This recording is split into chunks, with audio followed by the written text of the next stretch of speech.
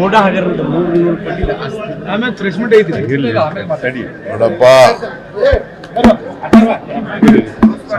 ನಾನು ಎಲ್ಲ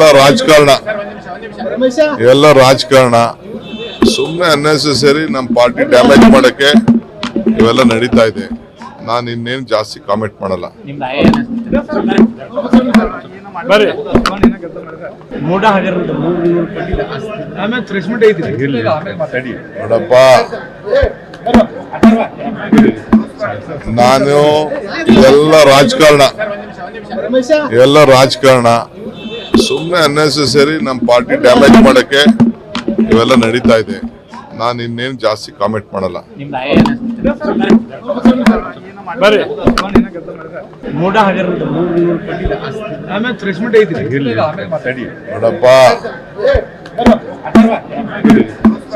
ನಾನು ಎಲ್ಲ